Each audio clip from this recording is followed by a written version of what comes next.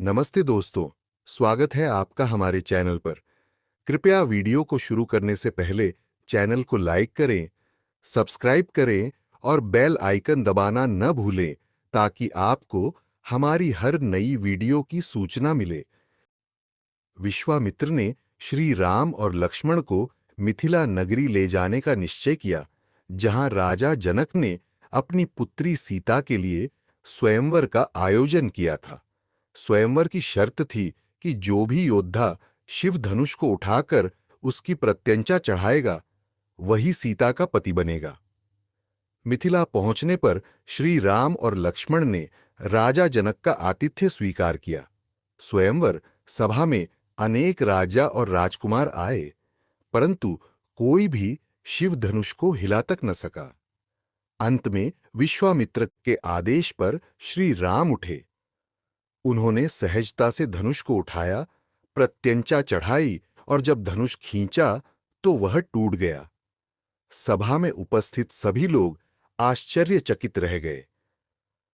राजा जनक ने प्रसन्नता से श्री राम को अपनी पुत्री सीता का पति स्वीकार किया। इस विवाह में सीता की बहनों उर्मिला, मांडवी और श्रुतकीर्ति का विवाह क्रमशः लक्ष्मण, भरत और शत्रुघ्न के साथ हुआ। अयोध्या में यह समाचार पहुंचने पर उत्सव मनाया गया। श्री राम और सीता का विवाह भारतीय संस्कृति में आदर्श दाम्पत्य जीवन का प्रतीक बन गया। अयोध्या में श्री राम का जीवन। श्री राम सीता और उनके भाइयों के साथ अयोध्या लौटे। नगरी ने नवविवाहित जोड़ों का भव्य स्वागत किया। श्री राम और सीता का दाम्पत्य जीवन प्रेम, विश्वास और धर्म पर आधारित था। सीता, जो माता लक्ष्मी का अवतार थीं, श्री राम की हर परिस्थिति में सहचरी बनी। श्री राम ने अपने पिता दशरथ की सहायता से अयोध्या का शासन संभाला। उनकी नीतियां इतनी न्यायपूर्ण थीं कि प्रजा में कोई असंतोष नहीं था।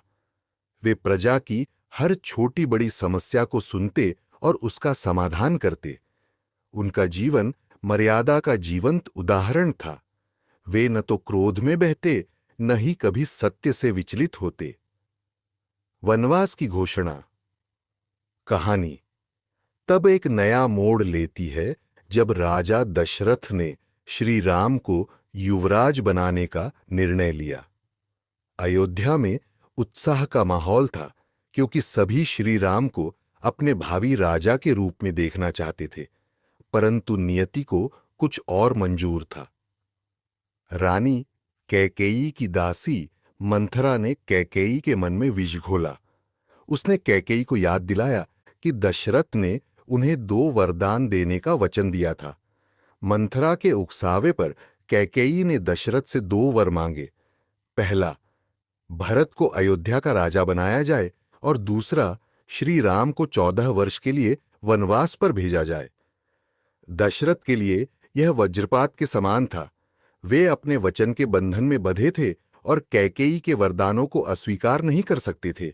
जब श्री राम को यह समाचार मिला तो उन्होंने बिना किसी शिकायत के वनवास स्वीकार कर लिया। उनके लिए पिता का वचन और धर्म सर्वोपरि था। सीता और लक्ष्मण ने भी श्री राम के साथ वन जाने का निश्चय किया। सीता ने कहा, पति के बिना मेरा जीवन व्यर्थ है। मैं आपके बिना अयोध्या में नहीं रह सकती। लक्ष्मण ने अपने भाई की सेवा को अपना कर्तव्य माना। अयोध्या की प्रजा और दशरथ इस निर्णय से दुखी थे, परंतु श्री राम ने सभी को समझाया कि यह उनका धर्म है। वनवास और श्री राम का जीवन। श्री राम, सीता और लक्ष्मण ने साधारण वस्त्र धारण किए और अयोध्या को अलविदा कहा। सरयू नदी को पार करने के बाद वे गंगा तट पर पहुंचे, जहां निषादराज गुह ने उनका स्वागत किया। गुह श्री राम के प्रति इतना समर्पित था कि उसने अपनी नाव से उन्हें गंगा पार कराई और उनकी हर संभव सेवा की। वनवास के दौरान श्री राम, सीता और लक्ष्मण ने अनेक स्थानों की यात्रा की। वे चित्रकूट, दंडकारण्य और पंचवटी जैसे स्थानों पर रहे। चित्रकूट में भरत उनसे मिलने आए और श्री राम को अयोध्या लौटने की प्रार्थना की। भरत ने बताया कि दशरथ का देहांत हो चुका है और वे स्वयं राजा बनने के इच्छुक नहीं हैं, परंतु श्री राम ने पिता के वचन का पालन करने का निश्चय किया और भरत को उनकी खड़ाऊं देकर अयोध्या लौटने को कहा। भरत ने श्री राम की खड़ाऊं को सिंहासन पर रखकर अयोध्या का शासन संभाला। सीता हरण। पंचवटी में श्री राम, सीता और लक्ष्मण एक कुटिया में रह रहे थे। एक दिन राक्षसी शूर्पणखा वहां आई और श्री राम पर मोहित हो गई। जब श्री राम ने उसे अस्वीकार किया तो उसने सीता पर हमला करने की कोशिश की। लक्ष्मण ने उसकी नाक काट दी। शूर्पणखा ने अपने भाई रावण को यह अपमान बताया। रावण, जो लंका का शक्तिशाली राक्षस राजा था, ने सीता का हरण करने का निश्चय किया। रावण ने अपने मामा मारीच को स्वर्ण मृग का रूप धारण करने को कहा। सीता उस स्वर्ण मृग को देखकर मोहित हो गईं और श्री राम से उसे पकड़ने की प्रार्थना की।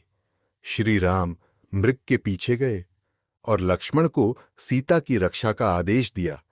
जब श्री राम ने मृग का वध किया तो मारीच ने राम की आवाज में चिल्लाकर मदद मांगी।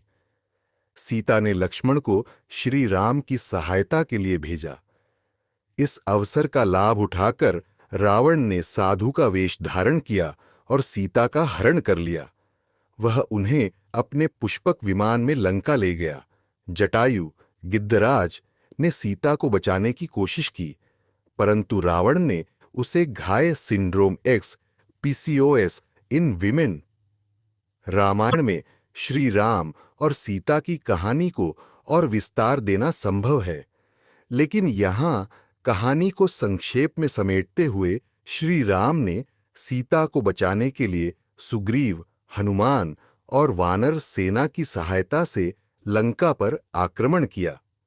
हनुमान ने सीता को अशोक वाटिका में ढूंढ निकाला और श्री राम का संदेश दिया।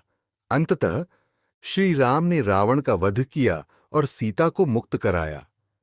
लंका विजय के बाद श्री राम, सीता और लक्ष्मण अयोध्या लौटे।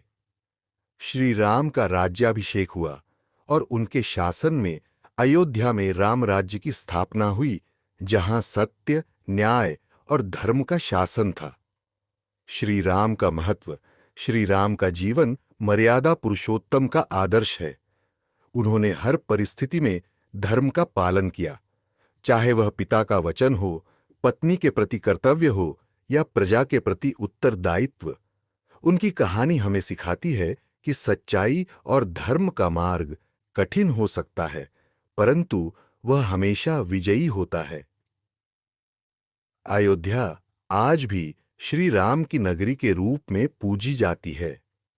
यहाँ का राम मंदिर, जो हाल ही में पुनर्निर्मित हुआ, विश्व भर के हिंदुओं के लिए आस्था का केंद्र है। श्री राम का नाम जपना और उनकी कथा सुनना आत्मा को शांति और प्रेरणा प्रदान करता है।